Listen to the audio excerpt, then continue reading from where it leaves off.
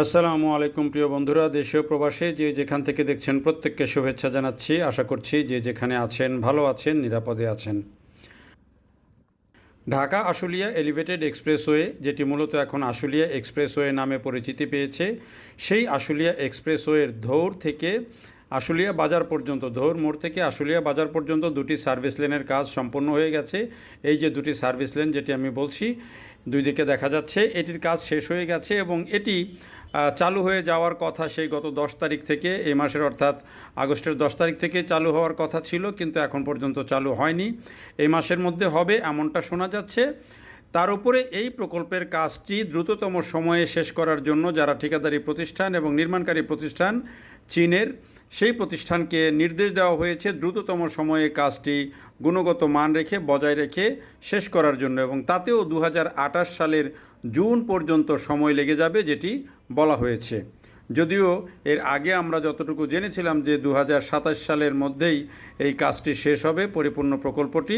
তার আগে এই যে ধৌর থেকে আশুলিয়া পর্যন্ত দুটি যে সার্ভিস লেন, এই সার্ভিস লেন দুটি ছেড়ে দেওয়া হবে। ছেড়ে দেওয়ার পর নিচের মূল অ্যালাইনমেন্টের যে কাজটা এই সড়কের মাঝখান দিয়ে, সেটি শুরু হবে।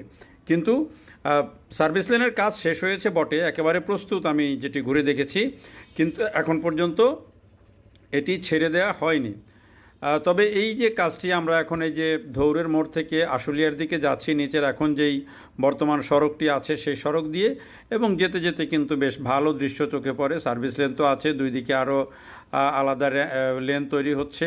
এখানে অনেকগুলো লেন তৈরি হবে, যখন শেষ হবে তখন আপনারা পরিপূর্ণভাবেই চিত্রটি বুঝতে পারবেন। তবে এই প্রকল্পটি যেটি আমি বলছি যে এটি একটি প্রকল্প, এখন এই 2028 সালের জুনে পরিপূর্ণভাবে শেষ হবে বলে বলা হচ্ছে, যেটি টার্গেট ছিল আসলে 2027 সালে। এই প্রকল্পে কিন্তু 80% কাজ শেষ হয়ে যাওয়ার পরে এর খরচ প্রায় 54% বৃদ্ধি করা হয়েছে। অর্থাৎ নতুন করে প্রায় 10,000 কোটি টাকা এটিতে খরচ বৃদ্ধি করা হয়েছে এই প্রকল্পে।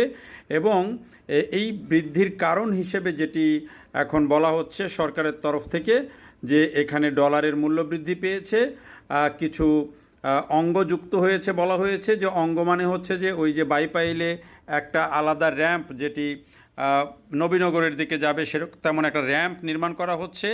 আর ধৌরের মোড়ের পরে কিছু যেই হাইট, সার্ভিস লেন বা মূল অ্যালাইনমেন্টের যে হাইট, সেটি কিছুটা বাড়ানো হয়েছে।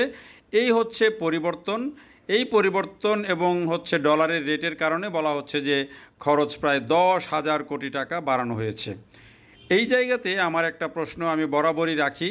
এর আগে যখন হাসিনা সরকারের আমলে যখন এই বড় বড় প্রকল্পগুলো নেওয়া হয়েছিল, তখন বরাবরই একটা অভিযোগ ছিল, গণমাধ্যমে রিপোর্ট হতো, টকশোতে আলোচনায় আমরা শুনি, বুদ্ধিজীবী, আমাদের অর্থনীতিবিদ, সিপিডি থেকে শুরু করে সবাই কিন্তু বলেছে যে এই যে বড় বড় প্রকল্পগুলো, সেই প্রকল্পগুলোর থেকে বড় অঙ্কের টাকা বিদেশে পাচার করা, অর্থাৎ এইখানে দুর্নীতি করে বড় অঙ্কের একটা টাকা বিদেশে পাচার করা হয়, এবং আগে থেকেই এইসব প্রকল্পগুলোতে অনেক বেশি খরচ দেখানো হয়, যেই খরচটা আসলে সরকার দুর্নীতি করে বিদেশে পাচার করে দেয়।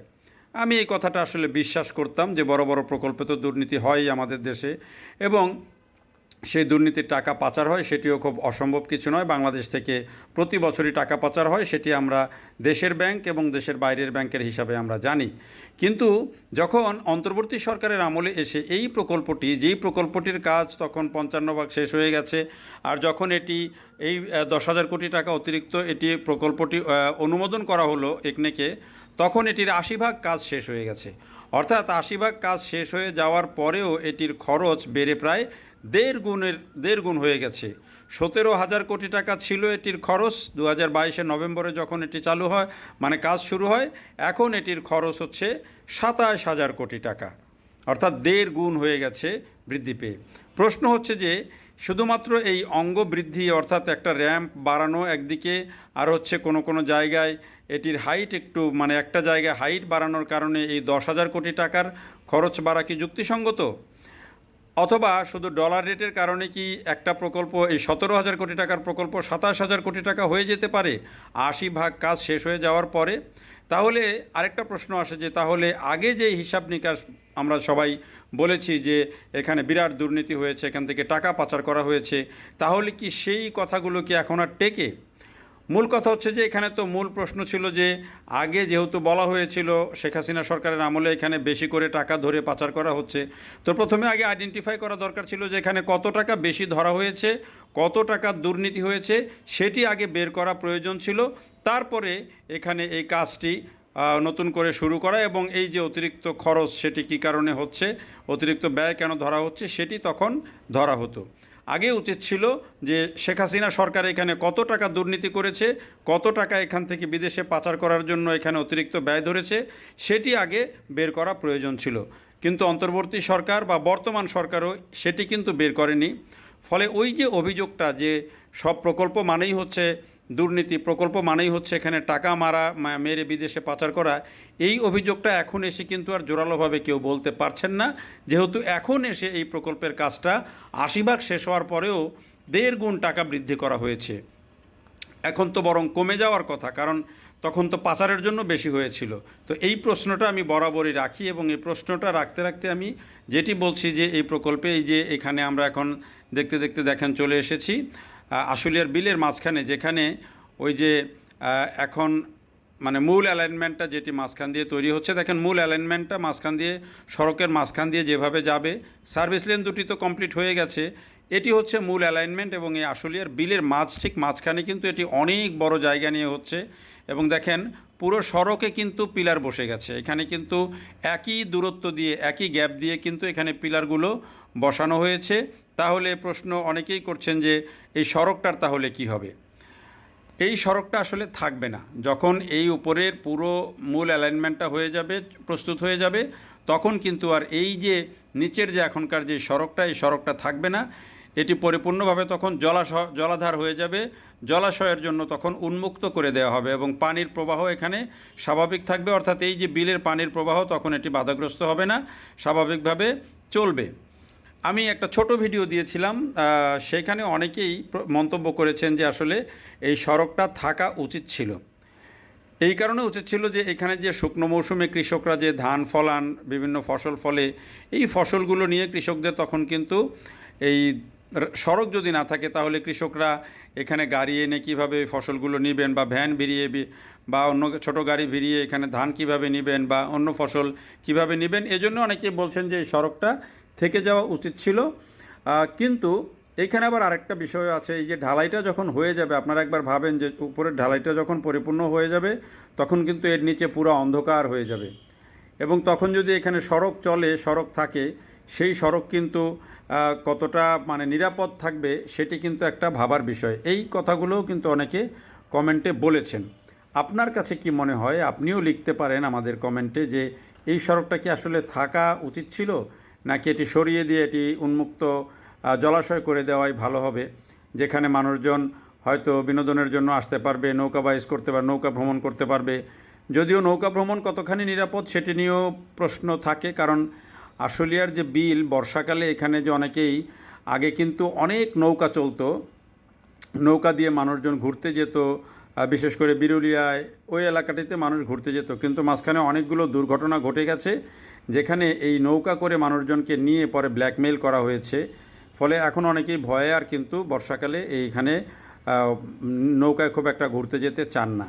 তো এইখানেও যদি পরিপূর্ণভাবে হয়ে যায়, যদি এটি এই রাস্তা সরিয়ে দিয়ে এখানে জলাশয় হয়ে যায়, তারপরেও মানুষজন কতটা ঘুরতে আসবেন সেটি নির্ভর করবে আসলে নিরাপত্তা কতটুকু থাকে তার উপরে। তবে এটি সড়ক উঠে গেলে যদি জলাভূমি উন্মুক্ত হয়ে যায়, তাহলে কিন্তু এটা আসলেই একটা মানে উপরে সুন্দর দৃষ্টিনন্দন সড়ক, নিচে মানুষজন পানি, সেটি যদি থাকে তাহলে কিন্তু এটি দৃষ্টিনন্দন হবে। এই যে দেখেন, ওই যে আমরা বলছিলাম যে এখানে এই পিলারগুলো সব এইখানে যে সার্ভিস লেন দুটো হয়ে গেছে, আর এখন যে সড়ক দিয়ে আমরা যাচ্ছি, এই সড়কটাতেই মূলত মূল অ্যালাইনমেন্টটা হয়ে আসবে, যেটি আমরা মাঝখানে কিছু কাজ দেখলাম। এবং পুরাটাতেই কিন্তু এভাবে এই সড়কের মাঝখান দিয়ে কিন্তু মূল যে সড়কটা, অর্থাৎ যে লাইনটা একেবারে বাইপাইল থেকে ইপিজেডের ওই পাশ থেকে উত্তর দিক থেকে শুরু করে একবারে চিটাগাং রোড পর্যন্ত এক টানে চলে যাবে।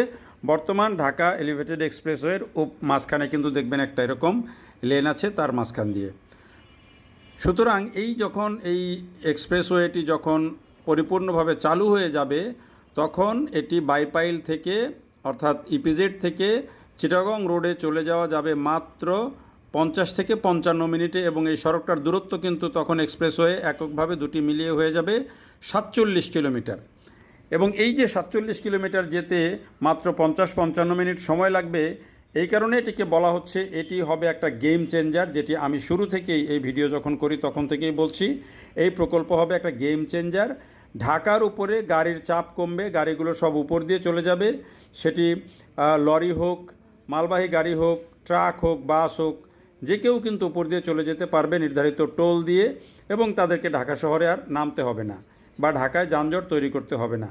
ফলে ঢাকার উপরে যে গাড়ির চাপ, সেই চাপটা কিন্তু অনেক কমে যাবে এবং এটি ঢাকার যানজটও অনেকখানি নিয়ন্ত্রণ করবে, এটি নিঃসন্দেহ বলা যায়। এবং সাম্প্রতিক সময়ে এই যে এটির কাজের গতি বাড়ানোর যে বৈঠকটা হয়েছে চীনাদের সাথে বাংলাদেশের সেতু বিভাগের, সেখানেও কিন্তু সেতু বিভাগের যে সচিব এবং প্রকল্প তিনিও এই প্রকল্প সম্পর্কে নির্দেশ দিয়েছেন যেন দ্রুততার সাথে কাজটি সম্পন্ন হয়ে যায়, এবং এটি হয়ে গেলে উত্তর এবং উত্তরাঞ্চলের সাথে এবং দক্ষিণ পশ্চিমাঞ্চলের সাথেও কিন্তু যোগাযোগ অনেক বাড়বে। বিশেষ করে এটি যে আশুলিয়া সাভারের যে শিল্পাঞ্চল, সেই শিল্পাঞ্চলের সাথে চট্টগ্রাম বন্দরের যোগাযোগটাকে আরও অনেক বেশি সহজ করে দিবে, সড়ক পথে অনেকটা সময় সাশ্রয় করে দিবে, যেটি আমাদের জিডিপিতে একটা বড় অবদান রাখবে। এবং বলা হচ্ছে যে এই প্রকল্পটি একটা গেম চেঞ্জার। এবং শেখ হাসিনা সরকারের আমলে যে কয়টি বড় প্রকল্প চালু হয়েছিল, আমার কাছে মনে হয় যে এই প্রকল্পটি সবচেয়ে দ্রুততার সাথে কাজ হয়েছে। এবং যদিও কিছু জটিলতা ছিল, জমি অধিগ্রহণ, ইউটিলিটি লাইন স্থানান্তর, এগুলো নিয়ে কিছু জটিলতা ছিল, তারপরেও কিন্তু আমার কাছে মনে হয়েছে অন্যান্য প্রকল্পের চেয়ে এই প্রকল্পটার কাজ কিন্তু অত্যন্ত দ্রুততার সাথে হয়েছে। এবং এখন যেই লক্ষ্য নির্ধারণ করা হয়েছে 2028 সালের জুন মাসে পরিপূর্ণভাবে এটি চালু হয়ে যাবে, আমরা আশা করি যে সেই সময়সীমা ঠিক রেখে এটির কাজ শেষ হবে এবং এটির সুফল শুধু ঢাকাবাসী নয়, পুরো দেশ এবং আমাদের অর্থনীতি পাবে। দেখার জন্য সবাইকে অনেক ধন্যবাদ।